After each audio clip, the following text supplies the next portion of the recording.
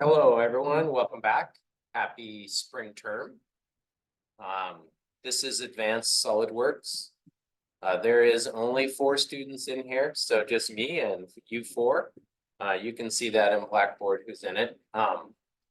This is a completely online course. I am trying to find some open lab time for both my beginning SolidWorks class, which is completely online, and my advanced SolidWorks class. So I'm going to send out a Survey Monkey on that. You can respond to that. I have a fair amount of time on Tuesdays and Thursdays, so I'm willing to do that.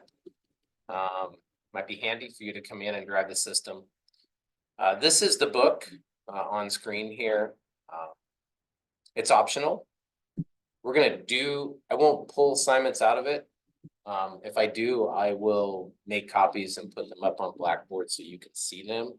It does cover some advanced techniques that are handy that we are going to cover, like sheet metal, weldments, some advanced simulation stuff. But at the same time, I'm going to give you a lecture on it. There's tutorials online. I'm just not requiring books as much as I used to. So if you already got it, sorry about that, because I did just put the optional up this morning. So the syllabus is in here if you want to look through it.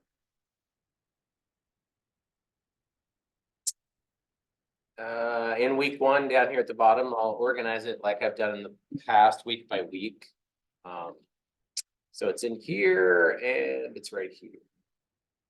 So it has been updated. I think the old one was up there yesterday. So it looks pretty much the same. 3-credit course, completely online. I will deliver lectures on Tuesdays and maybe Thursdays. So if I do deliver a lecture on Thursday, I'll send you an email that says, hey, I put something up, you should check it out. The grading is on screen. Mostly it's just SolidWorks labs, right? 30%. We'll do a midterm. That's kind of fun.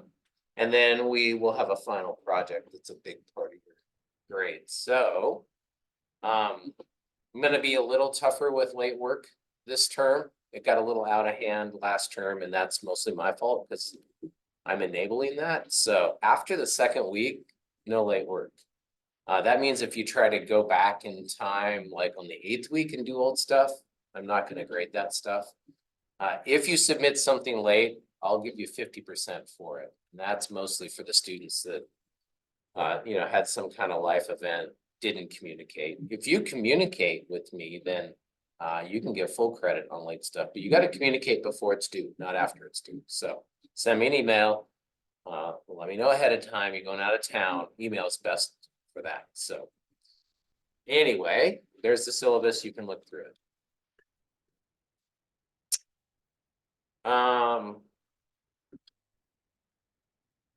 Submission area kind of works the same way as we've done in the past. If you would please, if they're assemblies, pack and go them to a zip file so I can unpack them. Also put up an image so I can see and other students can kind of see what you did. A lot of the projects that we're going to do are going to be kind of open-ended design projects. So you could all end up with different designs, which is kind of fun. But I want you all to be able to see each other's. So maybe, you're looking with your phone or your iPad, you don't have SolidWorks on there. You could at least see an image of some other student's project, right? And I can do the same thing, right? If I'm grading and I don't have SolidWorks on whatever I'm grading with, I can still see the image. I can see if you did the assignment. If I want more information, I can grade it later. If I'm good with what you turned in, then I can grade it on the spot. So an image, please. And also, if you're doing assemblies, pack and go them to a zip file. So I'll show you that in a second. I'll run a little SolidWorks. I think you've all done it, but maybe it's been a minute. So yeah, your first assignment's up. I'll go to the calendar. Oh, all the calendars show up. That's wonderful. Get rid of those. You can see in the calendar that I haven't filled out as far as when lectures come. Just keep in mind, Thursdays are optional, so like this week, probably no lecture on Thursday because I'm just gonna have you get warmed up with a simple assembly that you create at home. I want you to do it a little differently maybe, so I'm gonna show you some techniques I want you to use that are different than beginning techniques. But yeah, that assignment's here. Of course, if you want to learn more about that, you would go to the home page.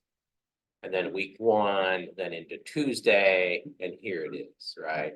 So I'm looking for a table with 5 unique parts. It can be simple. So this could be a table at home or one you design. Think about the project that we did last in the beginning class. Also note that there's a file safe convention that I want you to follow. So it says, put your last name at the beginning of the assembly. So if you could do that for me, please, that'd be great. Or part file, whatever whatever the assignment is, put your last name first. You should give it a description of some kind, so it's clear what it is, and go from there. Here's the SolidWorks information. We're version 23. If you don't already have it downloaded, maybe you still have it. That'll make it compatible with school and me and my laptop. So when I open it, it won't get upgraded and change the format. So do that for me, please. What else? The My Grades area will be up and current. I'll keep it going. Yeah, I think that's it. Pretty straightforward. All right. So let's look at SolidWorks and kind of the way I want you to model the table, which is just a little different than what we've modeled in the past. So I don't show this in beginning SolidWorks because it's just more complicated than we need at that level. But it's a nice feature, modeling within an assembly. So most of what we did in beginning SolidWorks is we modeled parts separately, make all the parts, pull them together, right?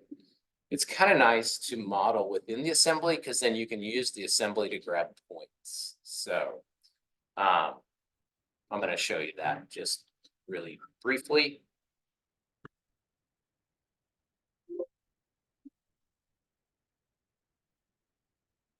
I'm going to use, so I don't know why the install at the college is this way, but we're going to do it in inch-pound seconds. And it sets up ISO as the dimension standard. So that's not what you would want. You would want ANSI as the dimension standard. This is if you're obviously making a drawing, but even if you're not making a drawing, it puts in the dimensions kind of weird with the ISO standard. So we'll talk about that more as we move along into drawings. So if you think about it, like when this pops up, switch that to ANSI, it's going to look a lot better.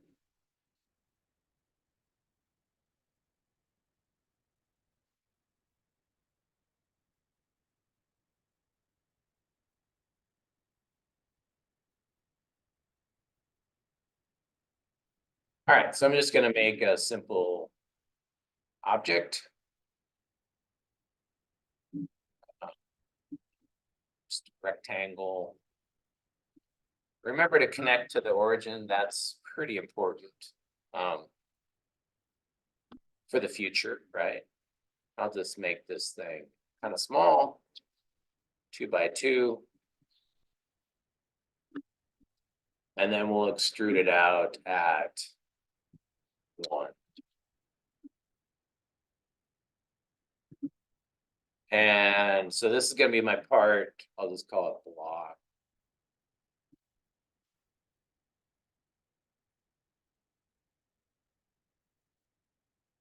Block base, I'll set it on the desktop. So it's good strategy, right? When you're modeling to place things on the desktop. Until you're done and then put them somewhere saved. 3 places is really good to save in 3 different locations. All right, now I'm going to just cut a hole in it real quick.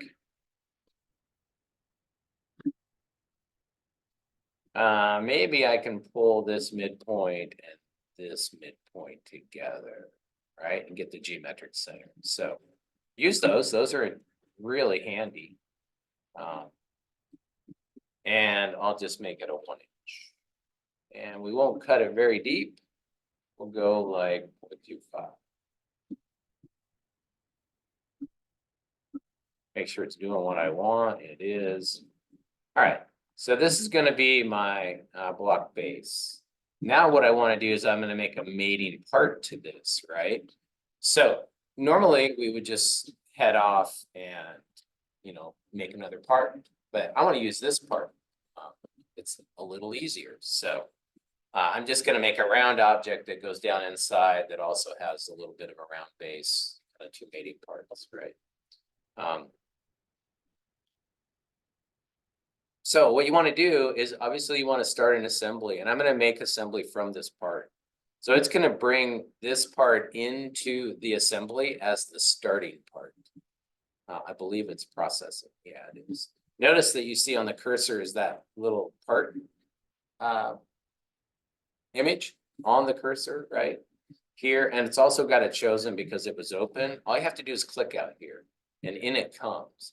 And when it comes, it's locked down. In other words, I can't grab it and pull it around. It's stuck in place, which is good sometimes. So here's the deal. If you have many parts and you're starting an assembly, choose the part that you want locked up. Like it's gonna kind of freeze it in place and everything else can move in your assembly, but that one part will be locked down. So that's kind of nice. Now, you'll see that it's here in the history tree and all the part information is here, right? So we know that. But what I can do now that I'm in an assembly, I should really save and name it right away. That is good modeling technique. So I'm going to call it block male female assembly. All right. So that's just two parts that go together, right? So I didn't make a folder for it. That's something I would typically do. I'm just putting it on the desktop. But both things are on the desktop now, the assembly and this part. So this should not break, right? You want to keep those things. You absolutely want to keep those things together. Pack and Go does that, but even when you're modeling, make a folder, keep all your parts in it, keep the assembly in it, keep the animation in it, everything in that one folder. So, all right, now I can go to the assembly tab and I can say, not insert components, but I can say new part. So this is going to be a new part that's going to come in. And for some reason, it does put the part in here, but it also puts a green check mark on your cursor. So I just click out here and that places the new part. So now there's a new part file in here and right away, I name it. So that was a click, a pause, and a click to get it highlighted. And then it should be like, I'll call it adapter mount. Right? But I'm going to name it adapter mount. So now this is a part within an assembly that is also here. Block is here and adapter. Nothing's been made yet with this adapter mount, but I can edit it, right? So there's edit part. So now I am editing this part and it looks just like a part. And I'm going to get all my tools like sketch, right?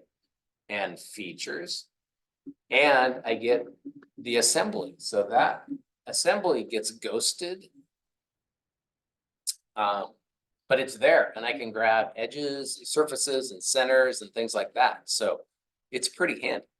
So for example, I'm going to sketch on this surface. See, I can grab parts of the assembly and I'm going to make a circle and I should be able to pick the center of an existing circle in the assembly. And I'll smart dimension it just a few thousandths less than what it was. Let's say 0.98. That's pretty close. This is a tight fit, right? That would be what, 2 thousandths, 20 thousandths, 2 thousandths. Oh my God, 200ths. Okay, sorry, a little glitchy. Anyway, that's going to be the part that goes in, right? Let's extrude it. So I might want to roll it around and see which way it's going. It's not the way I want it to go. I think we made that 0.25 and I want it to go all the way in 0.25. didn't get it, so I will have to edit that. I'm not sure why I didn't get it, but I did on it. All right, so I just go back and edit 0.25. And now it's going all the way down. So that's good. So I'm still in part editing. You know that because it's blue, right? And it also says edit component. So I'm still working on this part called adapter mount. All right, so I'm going to sketch again. You do have to look for your tools. They move around in assemblies, but they're all here. I'm going to sketch on this top surface again, and I'm going to make another circle just out here somewhere. Right, just kind of making this thing up as I go through, folks. 1.75, and we're good. And I'll extrude that. This time I do want to extrude it up, so we'll see which way it's going, but that's good. And we'll go out an inch. And merge results is here. So that means it's merging this with my first part of the part, okay? And you want that. You don't want your parts in pieces. You want them all merged up, typically, unless you know you're going to edit something in the future. All right, so I'll say yes to that. All right, so here we go. Now I've made a part, and I made and modeled that part within the assembly. I'm going to exit the edit part, and now I see there's two parts, right? Now, since I put it in place, it won't move. Like, since I modeled that in place, it's stuck there, okay? Now I can free it up, so you can float it. I just right-clicked on there. Right-click on there and float it, and then you have to mate it up and lock it into place if that's what you want. Well, now it should come out, yep. And now I can either mate it up or get whatever kind of motion I want. But I was able to do that like within the assembly, right? So that's part modeling. That's part modeling within the assembly, and it's very handy. If you haven't done it, you need to do it and do it with the table project. If you have done it, then this wasn't that valuable.